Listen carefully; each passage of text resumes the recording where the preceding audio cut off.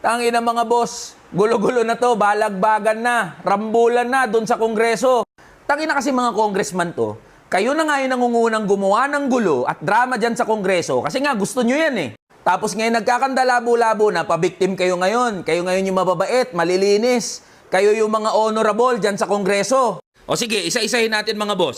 Gets naman namin na lahat ng public officials ay dapat transparent at accountable. Yung budget na napupunta sa kanilang mga opisina ay dapat mai-report sa taong bayan kung paano ito ginastos at saan ito napunta. Pero sa dinami-rami ng ahensya ng gobyerno na merong confidential fund, bakit OVP lang, Office of the Vice President lang, yung pinupukpok nyo? Kung talagang seryoso kayo na sugpuin ang korupsyon, na putang ina, umpisahan nyo mula Office of the President hanggang sa mga ahensya ng gobyerno, hanggang sa mga local government units na meron ding confidential funds. Tapos kayo rin mga congressman kayo, ang kakapal na mukha nyo. Kayo nga mismo hindi nagli-liquidate ng pondo ng mga opisina nyo eh. Liquidation by certification nga yung tawag, di ba? Di nga kayo nagpo-provide ng resibo kung saan nyo ginastos yung pondo na nilagak sa mga opisina nyo. Tas ngayon, galit na galit kayo, ang lalakas nyo mamulis, mga ulol pala kayo eh. Pangalawa mga boss, wala namang malinaw na legislative purpose yung mga hearing na ginagawa ng Kongreso. Okay, parte ng trabaho ng Kongreso na magpatawag ng mga hearing. Nasa konstitusyon natin yan eh.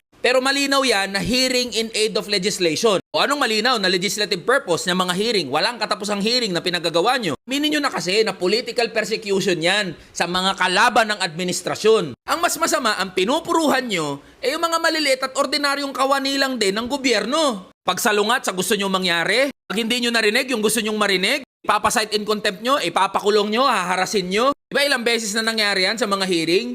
Yung mga resource person at mga staff ng mga ahensya na pinapatawag nyo, inagde-detain nyo dyan sa Kongreso. Pangatlo, para saan ba talaga itong mga hearing na ginagawa ng Kongreso?